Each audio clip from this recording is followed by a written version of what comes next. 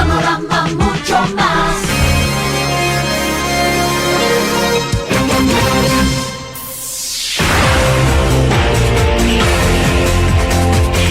Son las 8 de la mañana con 6 minutos. Ahora le damos la bienvenida a Rodrigo Gómez de la Torre, ex miembro del Consejo Nacional de Trabajo y Salarios, con quien hablaremos sobre precisamente esta propuesta del Gobierno Nacional en la consulta popular del trabajo por horas. ¿Cómo está? Buenos días, bienvenido.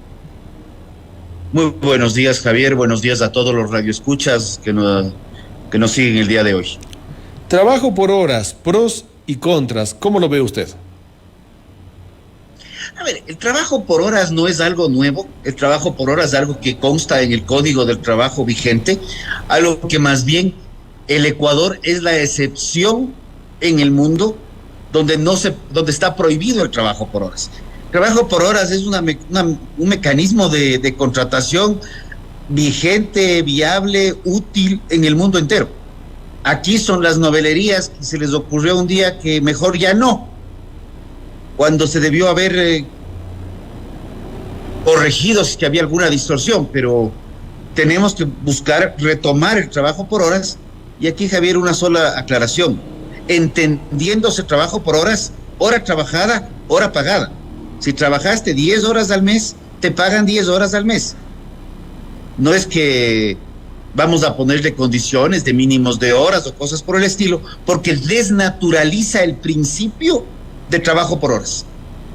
Ahora, precisamente con esta aclaración y en base a la anterior entrevista que nos decía Giovanni Tarihuana, si es que se trabajan 3 horas diarias ya no se tiene acceso a la seguridad social.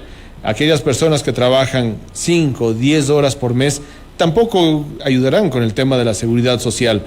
Y esto viene de la mano frente a la crisis que sufre en este momento el IES y el BIES. Y esa es una de las propuestas del gobierno a través del trabajo por horas, reactivar precisamente la seguridad social. ¿Servirá de algo la propuesta de Noboa frente a lo que pasa con el seguro? Es que el tema de la seguridad social y el tema y el tema laboral van de la mano. Si es que el IES tiene que hacer algunos ajustes, pues tiene que hacerlos. No podemos seguir con el tema de que la seguridad social se la maneje en un andarivel y que el tema laboral se lo maneja en otro. La sostenibilidad del IES se fundamenta en el número de aportantes.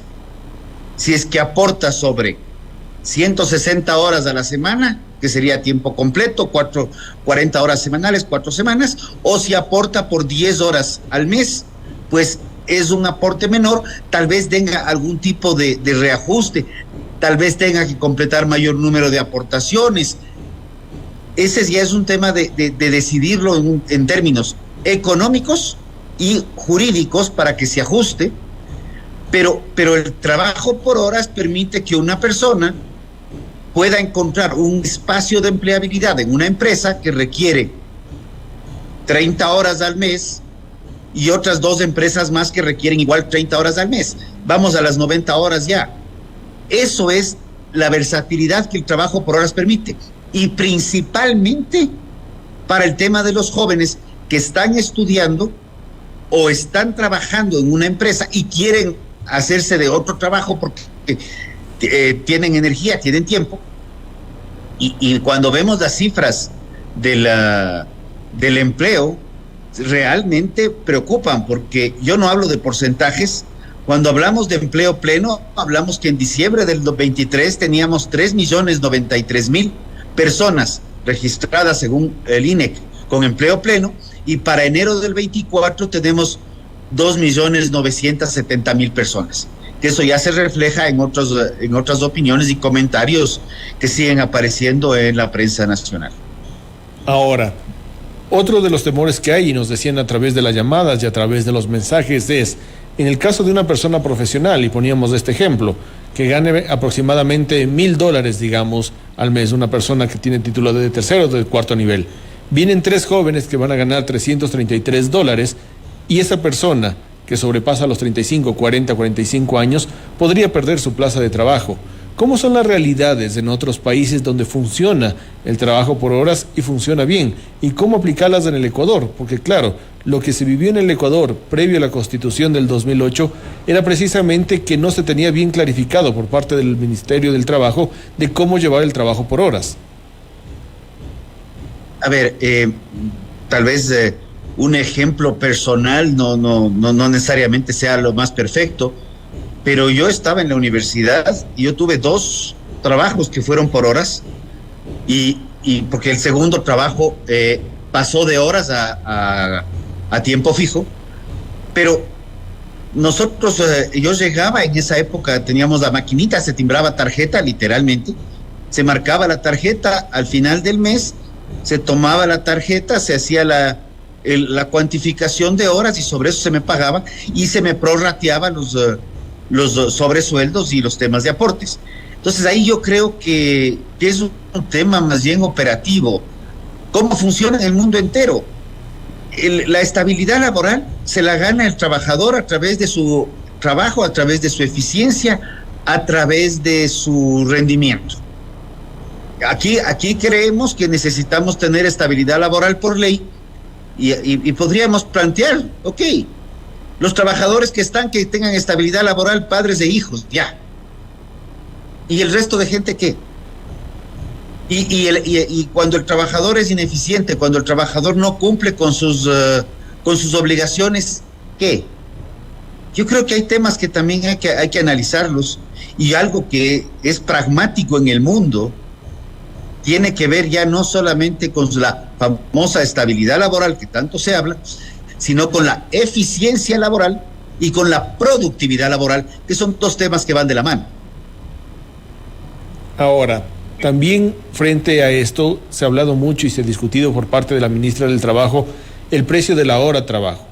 Aquí lo dijo, $1.92 en un comienzo, luego se cambió a $2.50, $3, y en las últimas entrevistas la ministra de Trabajo ha hablado inclusive entre $4 y $6 y también precios diferenciados entre diferentes sectores. ¿Cómo hacer un buen cálculo del precio de la hora de trabajo para que sea aplicable dentro de nuestro país? A ver, yo ahí no me daría muchas vueltas, puede ser feo lo que determina el código. El código te dice que la hora extra, tendríamos que ir más o menos calculando en una correlación con lo que está vigente. La hora extra se divide en la remuneración básica mensual, dividido para 240 horas, y ahí habría que añadir lo que implicarían los sobresueldos. Trabajaríamos en vez de en este caso, 460, diríamos 460, que sería por 14, porque hay 13º, 14º, y sobre eso calcular la hora trabajada. También hay que reconocer que en la hora trabajada tenemos que ver cómo compensar los temas de sábados y domingos. Ahí podría haber un pequeño ajuste, porque sobre esas 240 horas que considera el código, está previsto que se trabaja los 5 días de la semana y vienen 2 días de descanso que están cubiertos ahí adentro también. Entonces, ahí hay que llegar a un acuerdo, pero creo que es un tema más de matemáticas y financiero, pero que está cayendo lamentablemente en el saco de lo político. Sí creo que es importante definirlo, para eso existe el Consejo Nacional de Trabajo y Salarios, donde están los representantes de los trabajadores, donde están los representantes de los empleadores. Ahí es el escenario donde se debe discutir esto, no es algo que puede estar saliendo y discutido en medios de comunicación. Y ahí el dirimente, no el que impone, el dirimente es el gobierno nacional. Ahora, sobre esta labor que está haciendo el Consejo Nacional, ya se lo decía el año anterior, no solamente se lo debería activar en los últimos meses del año para ver cuál va a ser el salario básico del siguiente año, sino debería ser un órgano proponente de las medidas políticas y económicas para buscar la reactivación del empleo. En este momento, el Ecuador está en una recesión del empleo. Tenemos a la gran mayoría de ecuatorianos en su empleo o en el desempleo. Ya lo ha dicho usted, una cifra que bordea los 3 millones de ecuatorianos que tienen un empleo pleno, pero esto no logra sostener la economía de un país. ¿Cuáles deberían ser las políticas que tome el gobierno de Noboa o el siguiente gobierno en el 2025 para lograr evitar la recesión en el tema de empleabilidad en el Ecuador? A ver, yo creo que ya sobrepasamos, mucha gente estuvo de acuerdo, otros no. En el año 2019, 2018, tal vez con menor intensidad, yo ingresé al Consejo del Trabajo, me parece que fue en el 2015, donde discutimos 15 o 16. En el 2015 se promulgó la Ley de Justicia Laboral, que más bien ha sido una ley que favoreció la destrucción del empleo. En el 2016, en el Consejo, discutimos mucho al interno del Consejo qué pasaba con el trabajo, jornada reducida, jornada ampliada, pasaba con el seguro de desempleo, y eso fue gestiones en el Consejo que luego se trasladaron a debates de la Asamblea. 2017 no hubo mayores temas. 2018-19 fueron sesiones extensas en el Consejo a lo largo del año. Recuerdo el 19 en particular. Sesionamos prácticamente todo el año y salieron algunas propuestas muy interesantes. Sí, fueron 5 propuestas, pero esas 5 propuestas fueron en gran medida las propuestas que ayudaron a que en el 2020, ante la pandemia que nadie se la esperaba, se pueda sostener empleo. ¿Por qué? Porque eran acuerdos que se llegó entre trabajadores y empleadores, reconociendo que el mundo había cambiado, que el mundo de 1930, 1940, el mundo de 1980 ya era muy distinto al mundo del año 2000 y más aún al del 2019 en ese momento. Entonces, cuando vamos ajustando las normas a las realidades y no pretendemos a través de una norma crear realidades, las cosas funcionan. Yo creo que hay temas que están vigentes ahorita, que han sido las que más han ayudado a generar los nuevos puestos de empleo. Tal vez no tengan una estabilidad de 30 años como les gusta a algunos, pero esas estabilidades son muy complejas, principalmente en un país de emprendimientos, donde la gran mayoría de los emprendimientos no llega al año, pero según el código, a los 90 días ya tiene contrato indefinido con estabilidad mínima de 3. Entonces, ¿quién quiere contratar en el Ecuador? Esa es la primera pregunta que nos hacemos. Entonces, necesitamos un código que la palabra no les gusta, pero ya el mundo entero la utiliza y la pandemia reforzó el término. Necesitamos un código laboral más flexible, más pragmático y que más bien cree espacios de empleabilidad donde el señor que está ganando los $1,000 pueda seguir trabajando con los $1,000 y de pronto pueda tener una persona que no tiene empleo, que pueda entrar a trabajar por horas por esos 333,33 que mencionabas, y la otra pueda incorporarse en otra empresa, porque ese es otro tema. También tenemos que reconocer que las empresas, los comercios, las industrias, cada vez trabajan más dinámicamente y de manera más permanente. O sea, el trabajo 24/7 que tanto se habla, no es que una persona trabaja 24/7, sino que el negocio funciona 24/7. Y para eso se requiere más gente, cuando las normas laborales lo permiten. Aquí en el Ecuador tenemos un código, como lo he dicho muchísimas veces, que no porque sea del año 38 es malo. Es malo porque la conceptualización de las reformas no han evolucionado del año 38. ¿Por qué nadie quiere topar el Código del Trabajo? El Código del 38 ha sufrido durante varias décadas solamente reformas, pero nadie quiere cambiar el Código del Trabajo. Lenín Moreno habló en un momento de cambiar el Código del Trabajo, no lo hizo. Guillermo Lasso no cambió el Código del Trabajo y ahora Daniel Noboa tampoco se habla en esta actual Asamblea Nacional, a pesar de tener un gran acuerdo de cambiar el Código del Trabajo. ¿Por qué no se lo quiere cambiar? Y regresemos al periodo de presidente que anda prófugo, en el cual inclusive se tenía ya un código bastante consensuado con el sector privado y trabajadores, y cuando ingresó al Ministerio del Trabajo el ministro Carrasco, ese código fue desechado y apareció un nuevo código y se crearon centrales sindicales.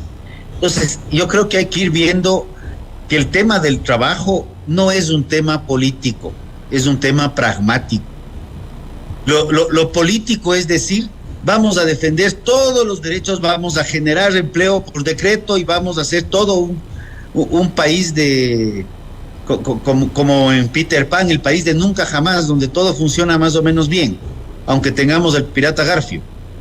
Tenemos que llegar a un momento en el cual Veamos que la situación del mundo ha cambiado, que el mismo hecho del teletrabajo no era un tema que se discutía en el 19 como un mecanismo para frenar el crecimiento vehicular de las ciudades y reducir los tiempos de movilidad, sino el teletrabajo es un mecanismo que puede concordarse y acordarse con el trabajador, no sobre horas trabajadas, sino sobre metas alcanzadas. Entonces, ok, tú trabajas 3 días a la semana en tu casa, 2 días presenciales, estoy dando un ejemplo, y en esos 3 días que no estás presencial tienes que cumplir estas metas.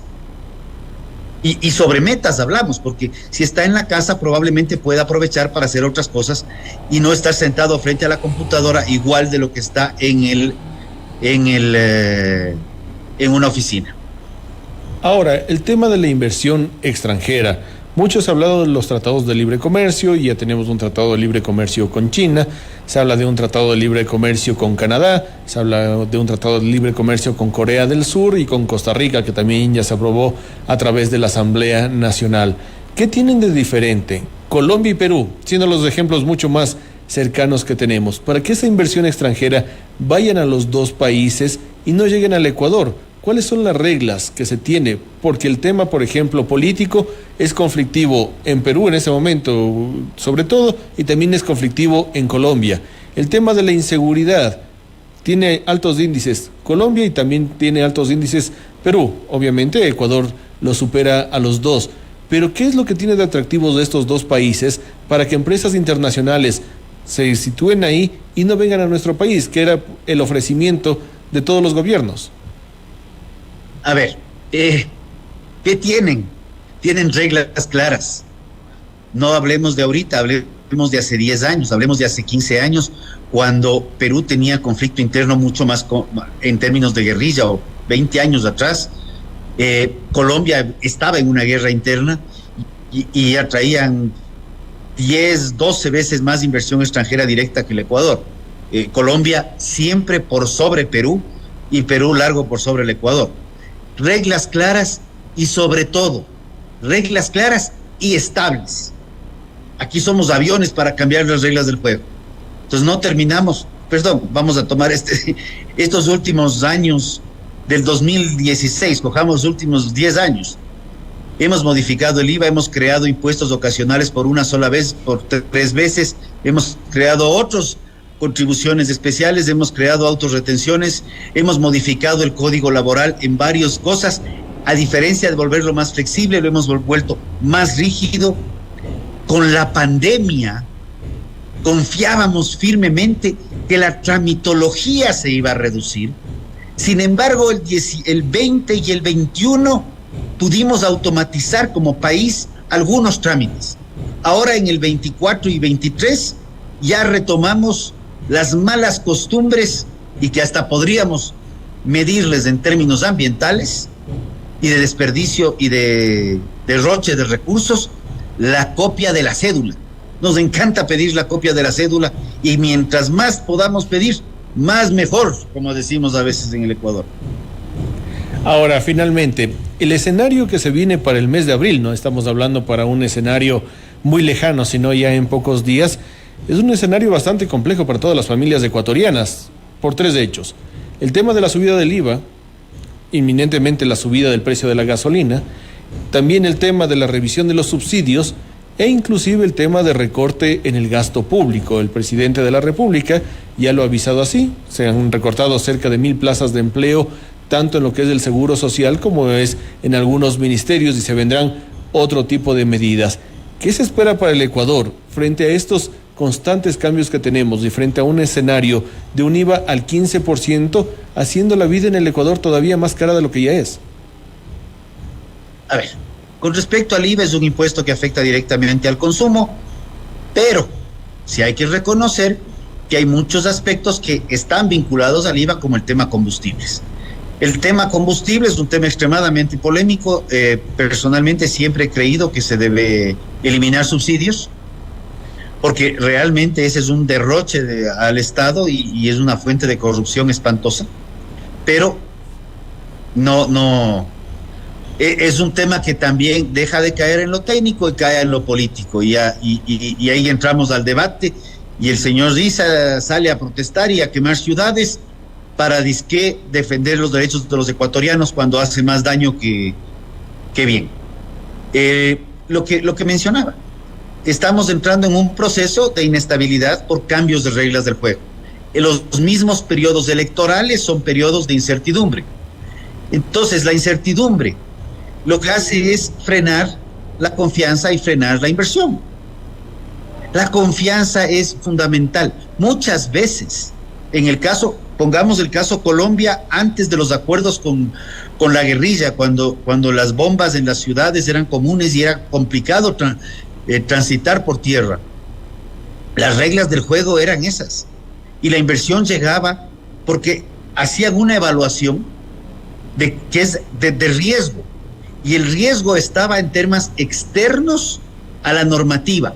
En el Ecuador nosotros sí creo, y no he visto una medición, pero lo voy a decir, un riesgo altísimo a la inversión en Ecuador es el permanente cambio normativo, porque no permite saber sobre qué estás trabajando. En el mismo caso del IVA, teníamos un IVA del 12, se aprobó una ley con un IVA del 13, el ministro habló de un IVA del 13 en la mañana y en la tarde ya aclaró que es un IVA del 14, que va a subir al 15, y la forma como se aprobó, más allá de que personalmente creo que debería ajustarse un poco, está bien, el tema IVA, se aprobó de una forma un poco peculiar, porque eso fue negado en la Asamblea, pero en el veto se aprueba. Ahora, ya escucho, y Giovanni lo mencionaba, que van a presentar una demanda de inconstitucionalidad. Y ya se han validado muchas de estas demandas y han sido ganadas cuando los impuestos se aprueban de formas irregulares. Entonces ahí es cuando viene el tema de sobre qué reglas del juego estás trabajando. A eso regresamos. Reglas claras, pero sobre todo reglas claras y estables. Son las 8 de la mañana con 29 minutos. Queremos agradecer por esta entrevista a Rodrigo Gómez de la Torre, ex miembro del Consejo Nacional del Trabajo y Salarios. Muchísimas gracias. Gracias, Sonorama. Gracias a ti, Javier. Un fuerte abrazo. Un buen día. 8:29, antes de irnos al corte comercial, vamos a dar lectura a algunos de los mensajes. Dice Carlos Zambrano, el trabajo por horas es una mortal trampa para explotar al trabajador a favor de los empresarios. Lili Carrasco nos escribe desde Italia, un abrazo para ella. Buenos días, Sonorama, un gusto verles y escucharles. Gracias a las plataformas virtuales, desgraciadamente el trabajo por horas no se puede dar en Ecuador, porque el nivel de desarrollo económico no es el adecuado con respecto a Europa y América por muchos motivos reales. Diego Quesada, este señor debe vivir en otro planeta. Me gustaría que diga qué pasa con los beneficios de ley que al tener empleo por horas se pierde.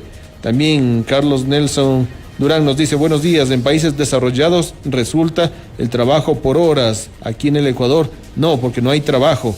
José Gutama, este sujeto es defensor de los empresarios, habla de sueldos de $1,000 cuando más del 80% de los ecuatorianos somos desempleados en este momento. Son las 8 de la mañana con 30 minutos. Muchísimas gracias a todas las personas que nos siguen enviando sus mensajes a través de nuestros distintos medios. Nos vamos a un breve corte y regresamos con más entrevistas. Sonorama, la señal nacional. Sonorama día a día, Sonorama tiene más. Sonorama informativa, Sonorama deportiva, Sonorama entretenida, Sonorama mucho más. Sonorama, la gran señal nacional. Sonorama, la gran señal nacional. Sonorama día a día, Sonorama tiene más. Sonorama informativa, Sonorama deportiva, Sonorama entretenida, Sonorama mucho más. Sonorama, la gran señal nacional. La mejor programación en noticias, deportes y entretenimiento lo tiene Sonorama. Mejores profesionales. Una sola señal para una amplia audiencia a nivel nacional e internacional. Música, contenidos con mucha clase, transmisiones deportivas, reportajes, entrevistas, debates, contactos y agencias internacionales en Sonorama, la gran señal nacional.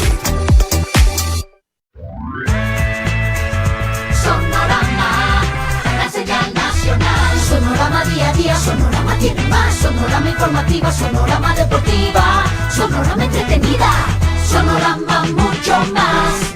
Sonorama, la gran señal nacional. Soy Katy Altamirano y te contaré todas las novedades del entretenimiento nacional e internacional. ¿Dónde? En el Showbiz, por Sonorama, la gran señal nacional, en los 5 minutos y el cuarto de hora Sonorama, además de su segmento en el noticiero En Contexto, donde resumiremos el día lunes todo lo que nos dejó el fin de semana. El martes te brindaremos las mejores recomendaciones de series y películas y el día miércoles te contaremos las curiosidades y novedades de todos los personajes a nivel nacional. Y finalmente, el día viernes te recomendaremos qué hacer el fin de semana en Sonorama, la gran